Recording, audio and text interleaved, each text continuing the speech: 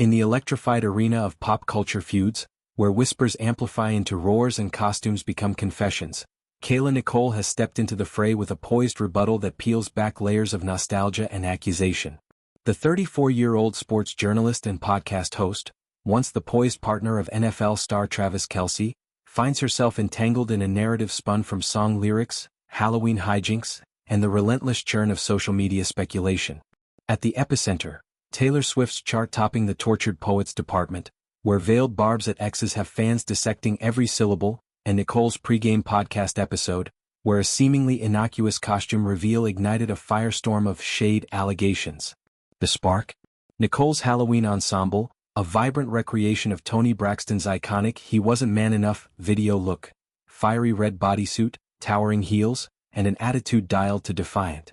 Posted to her social feeds, it quickly metastasized into meme fodder, with Swifties decrying it as a direct shot at the era's tour queen, whose relationship with Kelce has been tabloid catnip since summer 2023. "Is this Kayla throwing tea on Taylor?" queried one viral thread, while defenders countered with "art imitating life, not imitating drama." The costume, Nicole clarified in her latest pregame installment, was no calculated clapback but a heartfelt homage rooted in childhood reverie. "I had a white best friend. Her name was Taylor," she recounted, her voice warm with reminiscence. "And she had the only house I could go over to as a kid because my mom didn't play them type of games." Nicole's tale unfolded like a time capsule: private school uniforms, the illicit thrill of after-school escapes, and a paddy wagon ride home, courtesy of youthful mischief, with her pal Taylor blasting Braxton's sultry empowerment anthem. "I specifically remember driving home, in the back of a paddy wagon with Taylor, and her mom was playing this song," she shared, the memory crystallizing a pivotal epiphany. "Wow, white people listen to black people music as well." In that backseat symphony, Nicole glimpsed cultural bridges, the R&B diva's lyrics a soundtrack to budding friendships across divides.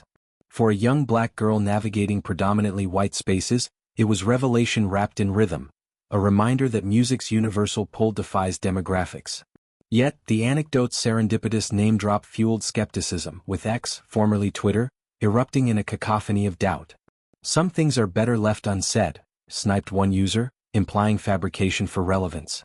Others branded it clout-chasing, arguing, even if she did have a friend named Taylor, that little anecdote had no relevance to anything. The irony? In an era where Swift's discography thrives on autobiographical Easter eggs, Nicole's personal vignette is pilloried as ploy. Her supporters fired back, accusing detractors of being fake accounts run by the Opalite hitmakers team, a nod to Swift's vaunted stan army. The discourse devolved into tribal trench warfare, Kelce loyalists versus Swift Nation, exposing the toxic underbelly of celebrity adjacency, where exes become collateral in romance's rearview. Nicole's reticence on the shade rumors speaks volumes. Since Kelce's Swift whirlwind, marked by sweet side cheers at Arrowhead and on-stage cameos in London, she's maintained a dignified distance, focusing on pregame's blend of sports analysis and lifestyle candor. Their romance, spanning 2017 to 2022, was a fixture of NFL sidelines, Nicole's poised poise complementing Kelce's charismatic chaos, from Chiefs Kingdom tailgates to podcast crossovers.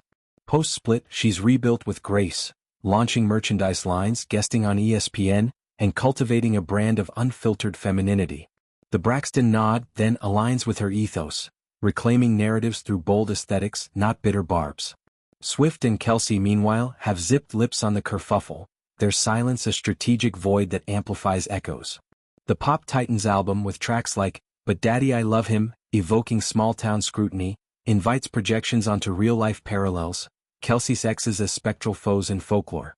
Yet, Nicole's response reframes the frenzy, not feud but fond flashback.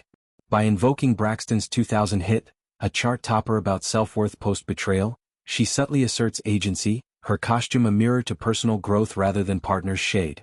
This saga underscores broader tensions in fame's ecosystem. Women like Nicole, tethered to titans like Kelce, a three-time Super Bowl champ whose podcast empire rivals his end-zone exploits, navigate a minefield of speculation. Swift's dominion, 14 Grammys, billionaire status via tours and merch, casts long shadows, her fanbase a formidable force. Nicole's pivot to podcasting, where she dissects everything from fantasy football to female empowerment, carves autonomy amid association.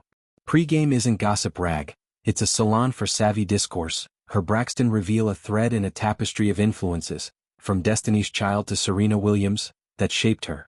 As Halloween's embers fade, Nicole's clarity cuts through. The costume was catharsis, not combat. My mom didn't play them type of games, she laughed, honoring maternal boundaries that funneled rebellion into safe harbors like Taylor's home. That paddy wagon ride? A rite of passage. Braxton's built a bomb for adolescent aches. Critics missing this nuance miss the memoir's meat, how Black women's stories intersect with pop's pantheon, forging solidarity in shared spins. In reclaiming her spotlight, Nicole embodies resilience. From Kelce's ex to cultural commentator, her voice a steady hum amid hype. Swift and Kelce's reticence? Perhaps wisdom, letting rumors rustle without retort. For observers, it's a lesson in listening, beyond names to narratives that nurture. As pregame rolls on, Nicole's episode endures, a mic drop on misinformation, proving shade thrives in silence, but truth illuminates.